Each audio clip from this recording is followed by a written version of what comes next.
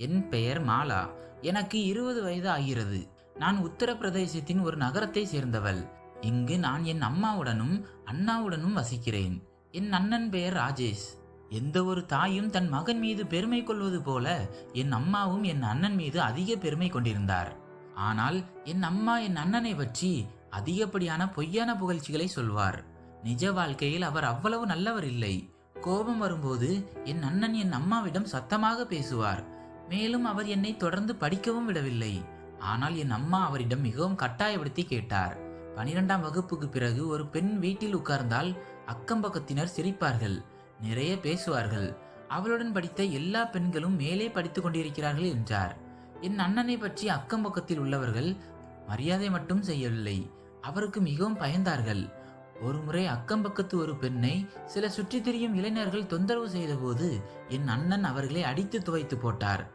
அதனால் முழு பகுதியிலும் என் அண்ணனை எல்லோருக்கும் தெரியும். மேலும் அவரை ஒரு மரியாதைக்குரிய மனிதராகவும் கருதினார்கள். ஆனால் போக போக அவருடைய வருமானம் அதிகரிக்க ஆரம்பித்த போது என் அண்ணன் சற்று விளையாட்டுத்தனமாக மாறிவிட்டார். அவருக்கு பல கெட்ட பழக்கங்கள் தொற்றிக் கொண்டன. என் அண்ணன் இப்போது சிகரெட்டும் பிடிக்க தொடங்கிவிட்டார். அவர் தினமும் இரவு தாமதமாகத்தான் வீட்டிற்கு வருவார். வரும்போது குடித்துவிட்டும் வந்திருப்பார். வேறு என்னவெல்லாம் தவறான காரியங்கள் செய்கிறார் என்று எங்களுக்கு தெரியாது. ஆனாலும் என் அம்மாவுக்கு அதே பழைய எண்ணம் இருந்தது. மகனுக்கு திருமணம் செய்து வைத்தால் அவன் திருந்தி விடுவான், சரியாகி விடுவான், பொறுப்புகள் கூடும். மனைவி வீட்டிற்கு வந்துவிட்டால் அவன் வெளியே போவதை குறைத்துக் கொள்வான், மது அருந்துவதையும் விட்டு விடுவான் என்று நினைத்தார். சிறிது நாட்களுக்கு பிறகு என் அண்ணனுக்கு திருமணம் நடந்தது. எங்கள் அண்ணி வீட்டிற்குள் வந்தாள். அண்ணி வந்த பிறகு என் அண்ணனிடம் சற்று மாற்றங்கள் தெரிந்தது. ஆனால் என் அண்ணனின் திருமணத்திற்கு பிறகு ஒரு வித்தியாசமான நிகழ்வு நடக்க தொடங்கியது. அதை பார்த்து நான் மிகவும் ஆச்சரியமாகவும் கவலையாகவும் இருந்தேன். என் புதிய அண்ணி எங்களுடன் அதிகம் பேச மாட்டார். அவள் மிகவும் குறைவாக பேசும் சுபாவம் கொண்டவர். அதிகம் பேசும் பெண்கள் எனக்கு சுத்தமாக பிடிக்காது என்று அம்மா சொன்னார். அண்ணி அமைதியாக இருப்பது மட்டுமல்லாமல் எப்போதும் பயத்தோடும் பதட்டத்தோடும் காணப்பட்டாள். அண்ணன் அண்ணியுடன் சண்டையிடுகிறாரா என்று நான் அம்மாவிடம் கேட்டேன். அப்படியெல்லாம் இல்லை என்று அம்மா சொன்னார். மாறாக எங்கள் குடும்பத்து ஆண்கள் தங்கள் மனைவிகளை மிகவும் நேசிக்கிறார்கள். மேலும் உன் அண்ணன் உன் அண்ணியின் மீது உண்மையான காதலில் இருக்கிறார். அவருக்கு 12 வயதாக இருந்தபோதே அம்மா எனக்கு திருமணம் செய்து வை என்று திரும்ப திரும்ப கேட்பார். பொறுப்புகள் அவரை முடக்கிவிட்டது. இல்லை என்றால் அவர் பெரிய விருப்பமுள்ள தைரியமான இளைஞர். இவ்வளவு நல்ல இளமையான கணவர் கிடைத்ததற்கு உன் அண்ணி சந்தோஷப்பட வேண்டும். என் மகன் மாதிரி நல்லவன் இந்த பகுதியில் வேறு யாரும் இல்லை என்று அம்மா எப்போதும் என் அண்ணனை புகழ ஆரம்பிப்பார். என் அண்ணனை புகழ அவருக்கு ஏதேனும் ஒரு காரணம் தேவைப்பட்டது. ஆனால் என் அண்ணனிடம் ஏதோ கோளாறு இருந்தது. ஒரு நாள் அண்ணி என் அண்ணன் அறையின் வெளியே நின்று கொண்டிருந்ததை பார்த்து நான் மிகவும் கவலைப்பட்டேன். பள்ளி சிறுவனை வகுப்பறைக்கு வெளியே நிறுத்தி, இதுதான் உனக்கு தண்டனை, நீ இங்கேயே நிற்க வேண்டும் என்று சொல்வது போல இருந்தது. அது இரவு நேரம். இந்த நேரத்தில் அண்ணி அண்ணனுடன் அறைக்குள் இருந்திருக்க வேண்டும். அண்ணியின் தலை குனிந்திருந்தது. நான் அண்ணி அருகில் சென்றபோது அவர் என்னை பார்த்து தன் கண்ணீரை துடைத்துக் கொண்டார். அன்று அண்ணி புதிய சூட் அணிந்திருந்தார், குளித்துவிட்டு வந்திருந்தார். அன்று அவள் மிகவும் அழகாக இருந்தார். இன்று நீங்கள் மிகவும் அழகாக இருக்கிறீர்கள் என்று நான் அண்ணியிடம் சொன்னேன். என் அண்ணி மாநிறம் கொண்டவர். அவருக்கு நீளமான அடர்த்தியான அழகான கூந்தல் இருந்தது. என் அண்ணியின் பெயர் சியா. ஏன் அழுகிறீர்கள், ஏன் அறைக்கு வெளியே நிற்கிறீர்கள் என்று நான் அண்ணியிடம் கேட்டேன். நான் அளவில்லை, என் கண்ணில் ஏதோ விழுந்து விட்டது, அதனால் கண்ணீர் வருகிறது என்று அண்ணி சொன்னார். அவர் அழுதார் என்று எனக்கு முழு நம்பிக்கை இருந்தது. இவ்வளவு இரவில் ஏன் அறைக்கு வெளியே நிற்கிறீர்கள்? அண்ணன் உள்ளே இருக்கிறார், நீங்களும் உள்ளே இருக்க வேண்டும் என்று கேட்டேன். ஒன்றுமில்லை, சும்மா நிற்கிறேன் என்று அண்ணி சொன்னார். அண்ணி உண்மையை சொல்ல விரும்பவில்லை என்று நான் நினைத்தேன். அதனால் அங்கிருந்து சென்று சமையல் அறையில் சமைக்க ஆரம்பித்தேன். சமையல் அறையிலிருந்து அண்ணன் அறை தெளிவாக தெரிந்தது. அண்ணி இன்னமும் அங்கேயே நின்று கொண்டிருந்தார். நான் கறி சமைத்து பிறகு ரொட்டி சுட்டு கொஞ்சம் ஸ்வீட் செய்தேன். இவ்வளவு நேரம் வரை அண்ணி அங்கேயே நின்று கொண்டிருந்தாள். அண்ணியின் முதுகு பகுதி என் பக்கமாக இருந்தது. அண்ணி அழுது கொண்டிருந்தாள். அண்ணி ஏன் இப்படி வெளியே நின்று அழுகிறாள் என்று நான் யோசிக்க ஆரம்பித்தேன். ஏனெனில் என் அண்ணன் அறைக்குள் இருந்தார். அண்ணன் அறையின் கதவும் திறந்தே இருந்தது. ஆனால் திரைச்சீலை போடப்பட்டிருந்தது. அண்ணி இன்று குளித்து இவ்வளவு அழகாக இருக்கிறாரே, அண்ணன் ஏன் அவரை அறைக்கு வெளியே நிற்க வைக்கிறார் என்று எனக்கு புரியவில்லை. நான் சாப்பிட்டு விட்டு என் அறைக்கு சென்று விட்டேன். காலையில் நான் என் அறையிலிருந்து வெளியே வந்தபோது அண்ணி வெளியே இல்லை. இரவு முழுவதும் அவள் வெளியே நின்று என்ன செய்து கொண்டிருந்தார் என்று எனக்கு தெரியவில்லை. நான் இதை பற்றி அதிகம் கவலைப்படவில்லை. இப்படியே 2 நாட்கள் கடந்தன. ஒரு நாள் அண்ணி எங்களுடன் அமர்ந்திருந்தார். இப்போது அண்ணனுக்கும் போன் வந்தது. இன்று இரவு நான் வீட்டிற்கு சாப்பிட வரமாட்டேன் என்று சொன்னார்.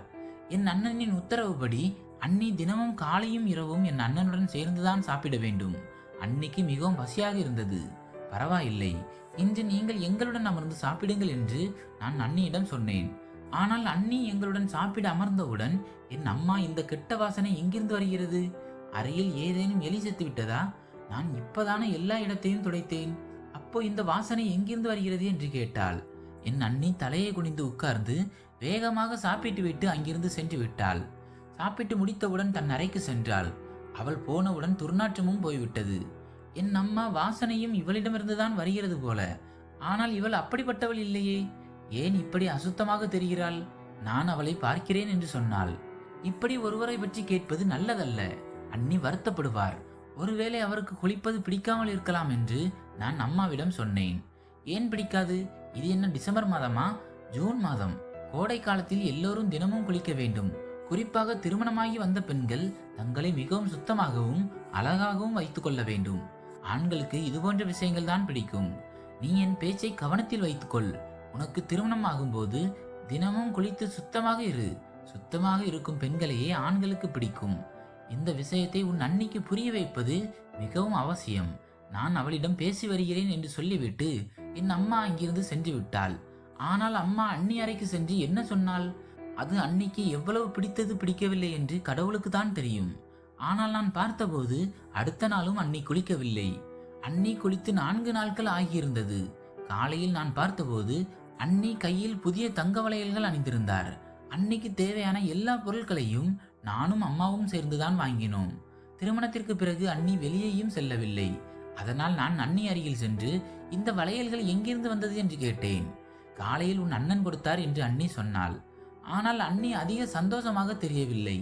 அண்ணன் இன்று மிகவும் சந்தோஷமாக இருக்கிறார் என்று நினைக்கிறேன். பரிசுகள் கொடுப்பது உறவில் அன்பை வளர்க்கும். அது நல்லதுதானே என்று நான் அண்ணியிடம் சொன்னேன்.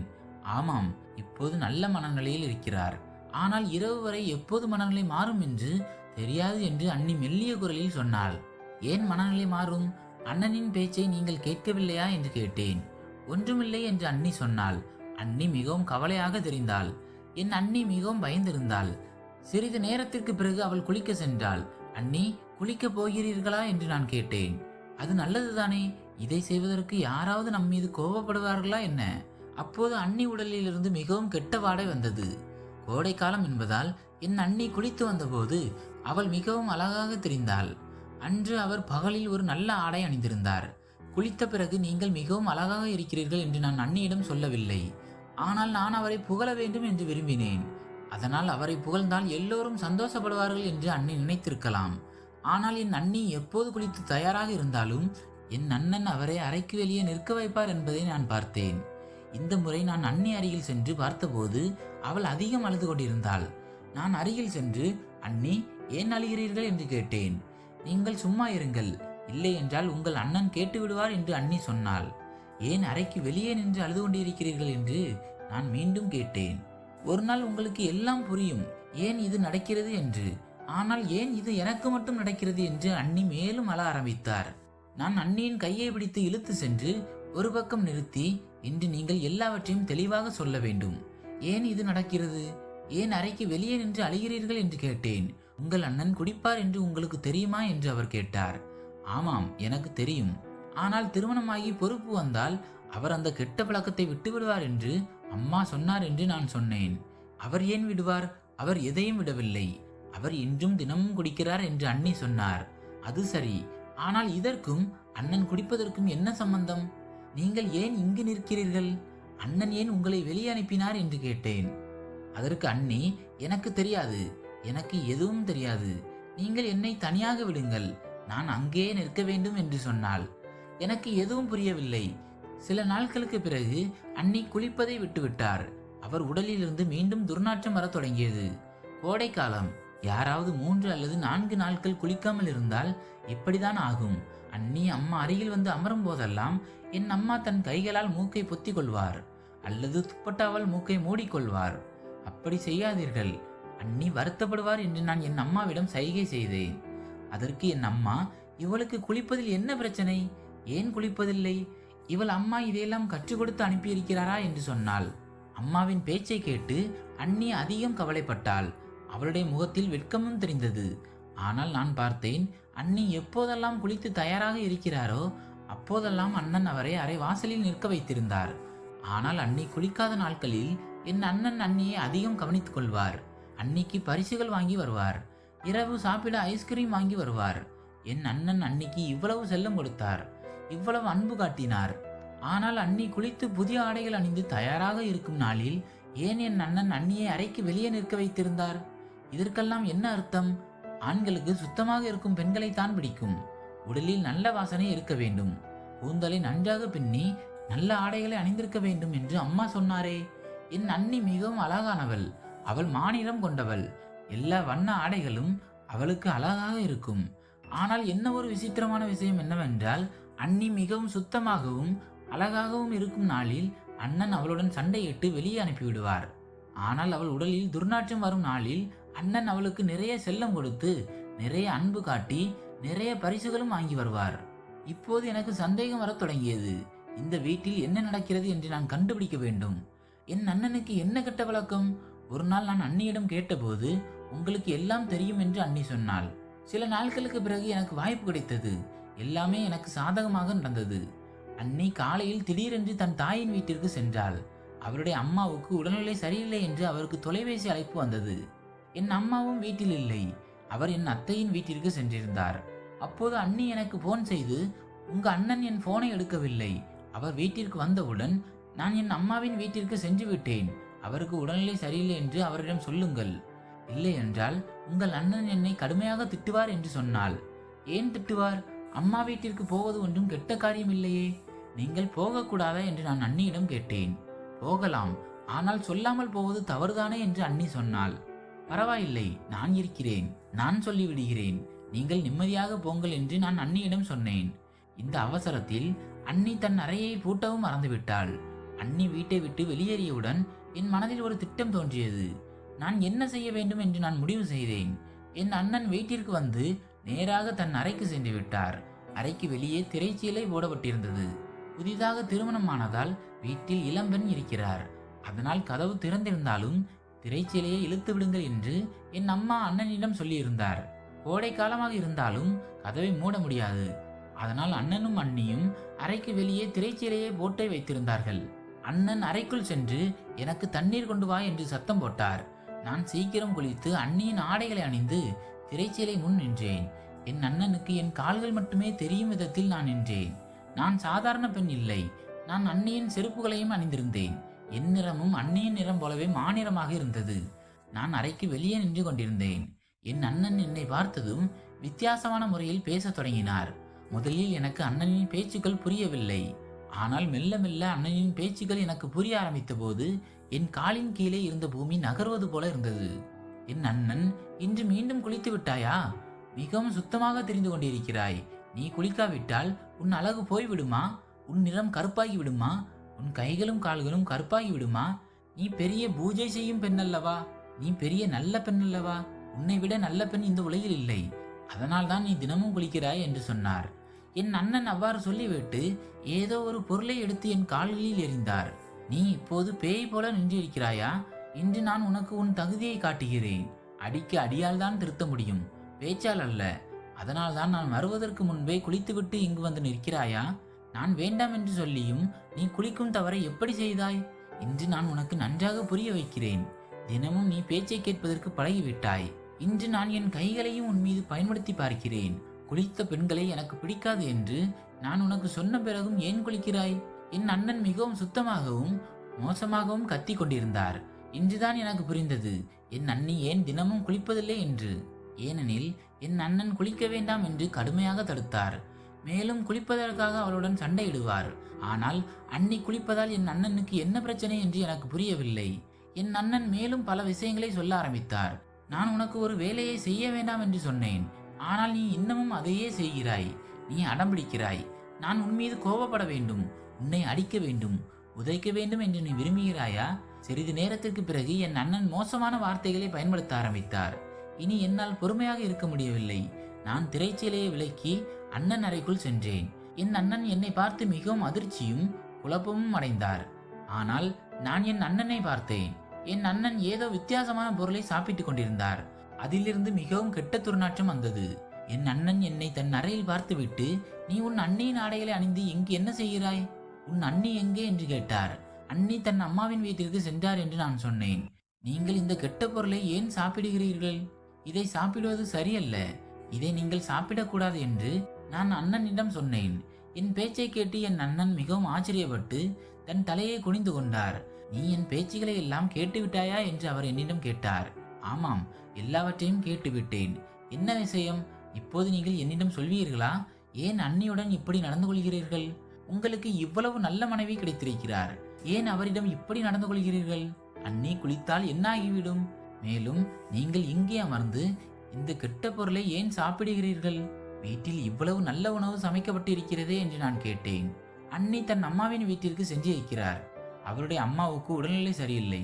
நீங்கள் வீட்டிற்கு வந்தவுடன் நான் உங்களிடம் சொல்ல வேண்டும் என்று அண்ணி என்னிடம் சொன்னார். ஆனால் அண்ணியுடன் நடக்கும் இந்த சம்பவங்களால் நான் மிகவும் கவலைப்பட்டேன். நீங்கள் அண்ணி குளித்தால் ஏன் இவ்வளவு கோபப்படுகிறீர்கள் என்று நான் பார்க்க வேண்டும் என்று நினைத்தேன். பிறகு என் அண்ணன் என்னிடம் எல்லா விஷயங்களையும் சொன்னார். அதை கேட்டு நான் அதிர்ச்சி அடைந்தேன். முன்பு நம் வீட்டில் மிகவும் வறுமை இருந்தது. அப்போது உனக்கு 4 வயது. நம் வீட்டில் சாப்பிட 1 ரூபாய் கூட இருக்கவில்லை என்பது உனக்கு ஞாபகம் இருக்காது. நான் எங்கிருந்தோ 1 ரூபாய் சேகரித்து வந்து உணவு வாங்கி வருவேன். அதை மூவரும் பகிர்ந்து சாப்பிடுவோம். அதற்கு பிறகு நான் மிகவும் முயற்சி செய்தேன். ஆனால் எனக்கு எங்கும் வேலை கிடைக்கவில்லை. நான் பார்ப்பதற்கு மிகவும் நன்றாக இருப்பேன். ஆனால் எனக்கு எந்த திறமையும் தெரியாது. நான் அதிகம் படிக்கவும் இல்லை. நான் என்ன செய்ய வேண்டும் என்று எனக்கு புரியவில்லை. அப்பாவும் நம்முடன் இந்த உலகில் இல்லை. அதனால் நான் இந்த வறுமையிலிருந்து மிகவும் சோர்வடைந்து விட்டேன். ஒரு நாள் நான் ஒரு மந்திரவாதியை பார்க்க சென்றேன். அவர் என்னிடம், நீ இந்த கெட்ட சடங்குகளை செய், அதன் பிறகு உனக்கு செல்வத்திற்கு பஞ்சமே இருக்காது என்று சொன்னார். ஆனால் இந்த சடங்குகளை செய்வதற்கு நீ குளிக்க கூடாது, கெட்ட பொருளை சாப்பிட வேண்டும், கெட்ட காரியங்களை செய்ய வேண்டும், பூஜை பக்தி எல்லாம் செய்யக்கூடாது. நாளைக்கு உனக்கு திருமணம் நடந்தால் உன் மனைவியிடமும் குளிக்க வேண்டாம் என்று சொல். அவளும் அசுத்தமாகவே இருக்கட்டும். அப்பொழுது உனக்கு செல்வம் அதிகமாக கிடைக்கும். இதற்காக அவர் எனக்கு ஏதோ மந்திரம் சொல்லி கொடுத்தார். நான் இதையெல்லாம் செய்ய ஆரம்பித்த போது, அசுத்தத்தில் வாழ ஆரம்பித்த போது, கெட்ட பொருளை சாப்பிட ஆரம்பித்த போது நம் வீட்டிலிருந்து வறுமை நீங்கியது. நமக்கு நிறைய செல்வம் வந்தது. இந்த வீடு இந்த செல்வத்தால் கட்டப்பட்டிருக்கிறது. இன்று என்னால் வாங்க முடியாதது எதுவும் இல்லை. இன்று வரை நான் உனக்கு ஏதாவது இல்லை என்று சொன்னேனா? அல்லது என்னிடம் பணம் இல்லை என்று சொன்னேனா? அதனால் தான் நான் திருமணம் செய்து கொள்ள விரும்பவில்லை. ஏனெனில் திருமணத்திற்கு பிறகு எப்படிப்பட்ட மனைவி கிடைப்பாள்? அவள் என் பேச்சை கேட்பாளா இல்லையா என்று நான் நினைத்தேன். அதனால் தான் நான் உன் அண்ணியிடம் அவளும் அசுத்தமாகவே இருக்க வேண்டும் என்று சொல்கிறேன். அவள் 3 அல்லது 4 நாட்களுக்கு மட்டுமே அசுத்தமாக இருக்கிறாள். பிறகு அவளுக்கு என்ன ஆகிறது என்று தெரியவில்லை. அவள் நான் அசுத்தமாக இருக்க முடியாது, நான் பூஜை செய்ய வேண்டும் என்று சொல்கிறாள். அதனால் தான் அவள் குளித்து விடுகிறாள். இதற்காக தான் எனக்கும் அவளுக்கும் சண்டை வருகிறது. ஏனெனில் நாம் இப்படி சுத்தமாக இருக்க ஆரம்பித்தால் என்னிடம் செல்வம் வருவது நின்றுவிடும் என்று சொன்னார். அவர் பேச்சை கேட்டு நான் என் தலையை பிடித்து கொண்டேன். அண்ணா, நீங்கள் என்ன வகையான விஷயங்களில் சிக்கிக் கொண்டீர்கள்? நீங்கள் கடினமாக உழைக்கிறீர்கள். அதனால் தான் உங்களிடம் இவ்வளவு பணம் இருக்கிறது. கடவுள் நம் அனைவருக்கும் உணவு கொடுப்பதாக வாக்களித்துள்ளார். உழைப்பவருக்கு பலன் கட்டாயம் கிடைக்கும். சுத்தம் மிகவும் முக்கியமானது. நீங்கள் மிகவும் தவறு செய்கிறீர்கள். ஒரு நாள் உங்களுக்கு தண்டனை கிடைக்கும். உங்களிடம் உள்ள அனைத்தும் பறிக்கப்பட்டுவிடும். இதை செய்வதை நீங்கள் விட்டுவிடுங்கள். இந்த கெட்ட பொருளை சாப்பிடுவதையும் நிறுத்துங்கள் என்று நான் சொன்னேன். நான் அந்த கெட்ட பொருளை எல்லாம் எடுத்து குப்பையில் வீசிவிட்டேன். நான் அண்ணனுக்கு நிறைய புரிய வைத்தேன். என் அண்ணன், நான் இதை செய்வதை விட்டுவிட்டால் நம் வீட்டில் மீண்டும் வறுமை வந்துவிட்டால் உனக்கும் உன் அண்ணிக்கும் என்ன ஆகும்? மேலும் அவள் இப்போது தாயாக போகிறாள். காலையில் அவள் என்னிடம் இதை சொன்னாள் என்றார். ஒன்றும் ஆகாது, கடவுள் நம்முடன் இருக்கிறார் என்று நான் சொன்னேன். இன்றும் உன் படிப்பு செலவுகள் இருக்கின்றன. நான் உனக்கு திருமணமும் செய்து வைக்க வேண்டும் என்று அண்ணன் சொன்னார். நம்பிக்கை வையுங்கள், கடவுளிடம் மன்னிப்பு கேளுங்கள் என்று நான் சொன்னேன். நான் என் அண்ணன் மீது சத்தியம் செய்து கொடுத்தேன். நான் அவர் தங்கை. அவர் என் மீது மிகவும் அன்பாகவும் பாசமாகவும் இருந்தார். அதனால் அவர் என் பேச்சை கேட்டு குளித்து சுத்தமாகி பூஜை பக்தி எல்லாம் செய்ய ஆரம்பித்தார். அண்ணி திரும்பி வந்தபோது அண்ணன் பூஜை செய்வதை பார்த்து ஆச்சரியப்பட்டாள். என் அண்ணி என்னை பார்த்தார். நான் சைகை செய்தேன், இப்போது எல்லாம் சரியாகிவிடும் என்று. என் அண்ணன் எல்லா கெட்ட காரியங்களையும் விட்டுவிட்டு ஒரு நல்ல மனிதராக மாறிவிட்டார். இப்போது என் அண்ணியும் மிகவும் சந்தோஷமாக இருக்க ஆரம்பித்தாள். எங்கள் வீட்டின் சூழலும் மிகவும் நன்றாக மாறியது. பிறகு ஒரு நாள் என் அண்ணன் யாருடன் பங்குதாரராக வேலை செய்து கொண்டிருந்தாரோ அவருக்கு வெளிநாட்டில் வேலை கிடைத்தது என்ற நல்ல செய்தி எங்களுக்கு கிடைத்தது. அவர் எல்லா வேலைகளையும் என் அண்ணனிடம் விட்டுவிட்டு வேறு வேலைக்கு செல்கிறார். போது அதற்கு ஒரே வாரிசு என் அண்ணன் தான். ஏனெனில் அவர் ஒரு மிகப்பெரிய பணக்காரர்.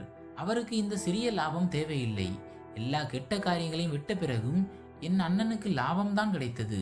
உணவு கொடுப்பவர் கடவுள்தான் என்பது உண்மைதான் என்று என் அண்ணன் சொன்னார். என் அண்ணன் மனதார மன்னிப்பு கேட்டார். மேலும் அவர் இப்போது எப்போதும் சுத்தமாகவே இருப்பார். இதை பார்த்து நாங்களும் மிகவும் சந்தோஷப்பட்டோம். எங்கள் அண்ணன் சரியான பாதையில் செல்கிறார். அண்ணி ஒரு மகனை பெற்றெடுத்தாள். நாங்கள் அனைவரும் எங்கள் வீட்டில் ஒன்றாக மிகவும் சந்தோஷமாக வாழ்ந்து வருகிறோம்.